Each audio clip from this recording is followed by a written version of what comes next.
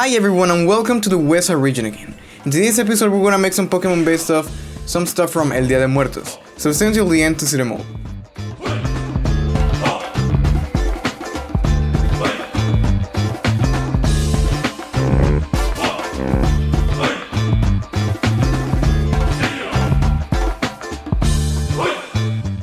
El Día de Muertos, or the Day of the Dead, is a very famous celebration from Mexico. Its origins go all the way back to pre-Hispanic times. Depending on how people die, they would go to different places. For example, people who drowned or anything that had to do with thunder would go to the Tlalolpan. And just like this, there were other places where you could go, but I'm not gonna talk about every single one of them for the sake of efficiency. Basically, what you have to know is that most people, like you and me, just went to the Mictlán. It wasn't that simple though. You had to enter a long trip, cruising through various dangerous areas to get there. I'm actually planning to do a Pokemon based off every single one of those challenging areas in the few next videos, so stay tuned for that. As we've talked about before, in El Día de Muertos, people leave offerings to remember their deceased ones. But in ancient times, they used to do this to guide them and give them supplies for their souls' travel to the Mictlán. They also used real human skulls and stuff like that, but when Christianism came to play, they changed that for more symbolical things and renamed the whole thing as El Día de Todos los Santos, All Saints Day, to match with their beliefs. Something that has stood the test of time is La Flor de Cempasúchil, also known as the Mexican Marigold, which is gonna be our first inspiration for El Día de Muertos Pokemon.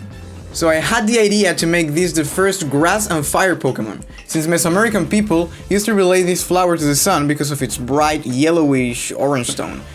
That was in fact the main reason why they used it in altars and religious ceremonies in the first place.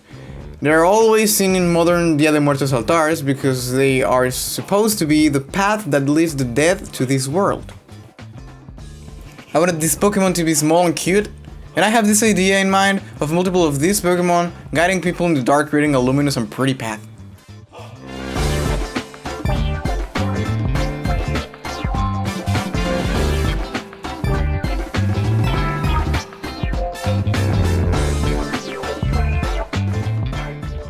It would be the first grass and fire type Pokemon.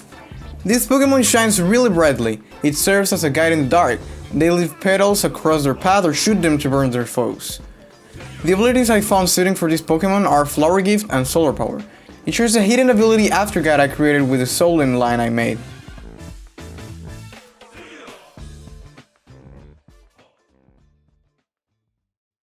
For its evolution, I found a very interesting direction for this line. Maybe you are all familiar with La Catrina, which is this female skeletal figure often associated with El Día de Muertos.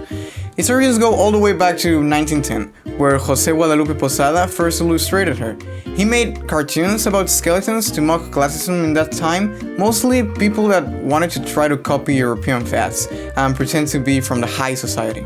La Catrina's original name was La Calavera Garbancera, and it was his most famous work of art.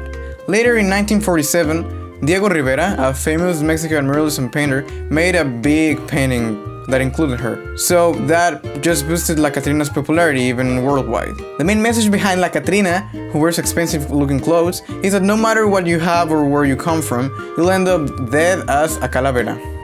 La Catrina is such an important figure from Mexico that I needed to make it a Pokemon. And I think mixing her up with a flourish aesthetic could work really well to simulate a voluptuous dress. I also wanted it to have torches in his hands to lead the way as candles.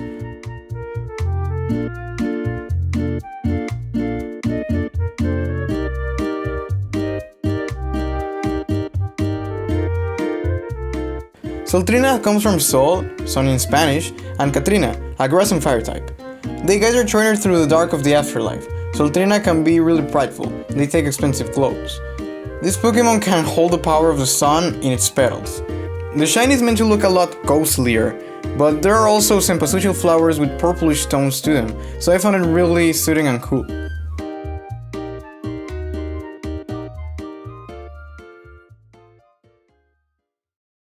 So for our next Pokemon, I'll do one based off of a death whistle, a very interesting artifact with mysterious lore surrounding it.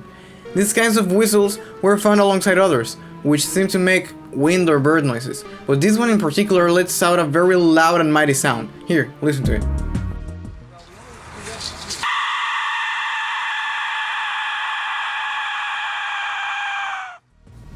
It's speculated that these were used in sacrifices or maybe even for war. But the most interesting aspect is that by using more than one of these, you can start to feel dizzy and weird, and the complex frequencies and vibrations that it emits can actually have psychedelic effects and create hallucinations in your head. They can even be damaging for people. I wanted the Pokémon itself to be able to intimidate evil energies and Pokémon with its sound waves. I also wanted it to mainly attack by resonating and using sound-like attacks.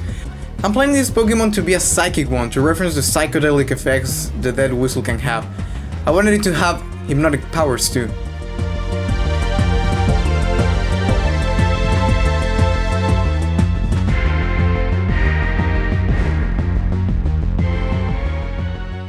So here it is, Vaponet from Vapor and Resonance, Psychic and Fairy type.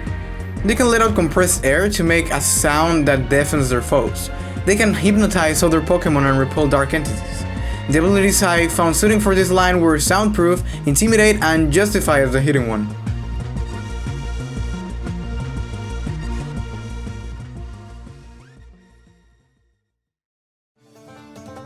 For Vaponet's evolution, I wanted to keep playing with the hypnotize and illusion aspect of it.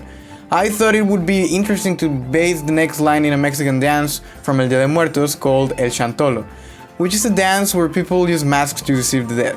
Men dress as women and women as men, and they start dancing to mock the dead, so it doesn't know which people to take, confusing it and eventually making it go away. Also, other common theme there is old people dress as young and young as old. This Pokémon is gonna have a mask it can deceive its foes with, similar to how people on Chantolo use it to keep the dead away. Since most of these masks are made out of clay, I wanted this Pokémon line to have that aspect. Also, the ancient whistles were made out of that, so that's another reason why I chose to mix them.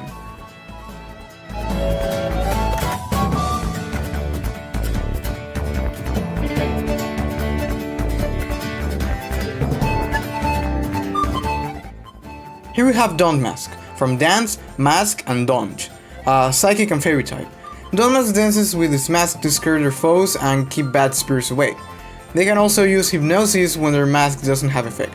I decided to make this line a Fairy type also, because of the whole keeping bad spirits away thing.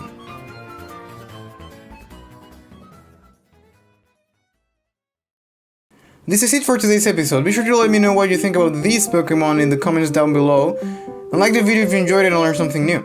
As I said before, in the next episodes I will be making Pokémon based on different areas souls had to walk through before reaching the Mictlan, so subscribe and ring the bell to stay tuned. Thanks for watching, and I'll see you all in the next video.